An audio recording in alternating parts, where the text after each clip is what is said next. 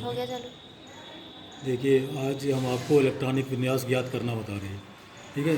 सबसे पहले तो ये देखें कि इलेक्ट्रॉनिक विन्यास ज्ञात करने के दो नियम होते हैं। पहला होता है बोरबरी नियम, दूसरा होता है आपबाउ नियम से। तो बोरबरी नियम से इलेक्ट्रॉनिक विन्यास होता है, कोषों में ज्ञात किया जाता है। कोष कौन कौन से होते हैं? 7 होते हैं, KLMNOPQ। ठीक है। दूसरा होता है आपबाउ नियम से। आपबाउ नियम से उपकोषों में ज्ञात किया जाता है। उपकोष होते हैं 4, SPD और F। कोषों को कैपिटल से दर्शाते हैं और उपकोषों को स्मॉल लेटर से, क्योंकि कोष बड़े होते हैं, उपकोष छोटे होते हैं। तो सबसे पहले देखिए कोषों में इलेक्ट्रॉनिक विन्यास ज्ञात करने के लिए, तो सबसे पहले से ये देखें कोष कैसे होते हैं। तो ये देखिए कोष, ये है नाभिक, बीच में नाभिक होता है, इसको पॉजिटिव चार्ज होता है, क्योंकि नाभिक में प्रोटॉन और न्यूट्रॉन होता है। प्रोटॉन पे धनावेश होता है, न्यूट्रॉन पर कोई आवेश नहीं होता है, इसलिए इसको धनावेश से धन से प्रेजेंट करते हैं। इसके बाहर ये देखिए 7 कोच हैं, 7 कक्षाएं हैं। ये पहली, दूसरी, तीसरी, चौथी, पाँचवीं, छठवीं, सातवीं। पहली कक्षा को के कहते हैं, दूसरे को एल कहते हैं, फिर तीसरे को एम, फिर अगले को NOPQ। ये इसमें अधिकतम इलेक्ट्रॉनों की संख्या होती है। पहले में 2 होते हैं, फिर दूसरे में 8, फिर 18, 32, 32, 18, 8। पहले देखिए बढ़ते हैं 32 तक, फिर घटते हैं। ठीक है। अब किस कक्षा में कौन सा इलेक्ट्रॉन बढ़ता है वो इस नियम से दिखाया जाता है। ये देखिए इस तरीके से, ये Z बराबर P बराबर ही होता है, यानी Z परमाणु क्रमांक बराबर प्रोटॉनों की संख्या बराबर इलेक्ट्रॉनों की संख्या। ये इधर कोष हैं KLMNOPQ, ये अधिकतम इलेक्ट्रॉनों की संख्या है। तो देखिए अगर परमाणु क्रमांक 1 है तो उसमें 1 इलेक्ट्रॉन होगा जो पहली कक्षा में भर जाएगा। अगर 2 हैं तो 2 इलेक्ट्रॉन इसमें भर गए। 3 हैं तो अब देखिए ये पूरा भर चुका है, 2 इसमें आ गया, तीसरा यहाँ आ जाएगा। 4 हैं तो 2 2, 5 होंगे तो 2 3, फिर 6 हैं तो 2 4, इस तरीके से आगे बढ़ते जाएंगे जब तक ये कक्षा पूरी नहीं भर जाती। तो 2 8 यानी 10 का इलेक्ट्रॉनिक विन्यास ये हो गया।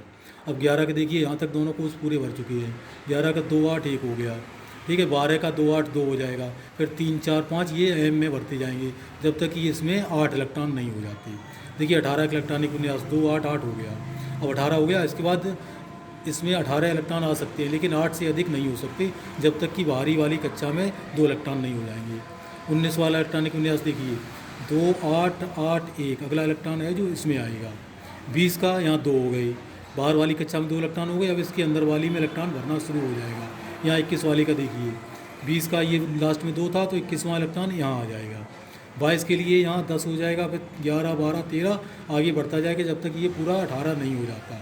यहाँ देखिए 30 का 18 इलेक्ट्रॉन हो गया, यहाँ 2 8 18 2। फिर 31 का अगला इलेक्ट्रॉन आएगा, 31वां इलेक्ट्रॉन वो यहाँ आएगा, इसमें 3। अब ये कोष भरना शुरू हो जाएगा, वही वाला क्रम फिर रिपीट होने लगेगा जब तक कि इसमें 8 इलेक्ट्रॉन नहीं हो जाते। 36 का इलेक्ट्रॉनिक विन्यास देखिए, 2 8 18 8, इसमें 8 हो गई। अब अगला इलेक्ट्रॉन आएगा, हालांकि इसमें 32 भर सकते हैं, लेकिन जब तक नया कोर्स शुरू नहीं होगा इसमें 2 इलेक्ट्रॉन नहीं हो जाएंगे तब तक इसमें 8 से अधिक नहीं होंगे।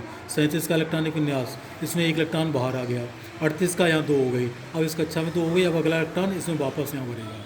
39 का इलेक्ट्रॉनिक विन्यास, यहाँ देखिएगा यहाँ 9 हो गया, 2 8 18 9 2। 40 का हो जाएगा 2 8 18 10 2। 41 का यहाँ क्या 11 हो जाएगा, फिर आगे 42 का यहाँ 12, फिर 13, जब तक ये पूरा नहीं भर जाता। जब ये पूरा हो जाएगा फिर वापस इलेक्ट्रॉन इसमें भरना शुरू हो जाएगा। जब यहाँ 8 हो जाएगा फिर नया कोर्स शुरू हो जाएगा, जब इसमें 2 हो जाएंगे फिर वापस इसमें भरना शुरू हो जाएगा। यही क्रम चलता रहेगा। धन्यवाद। इसके बाद अगला आप नियम अगले स्टेप में बताएंगे।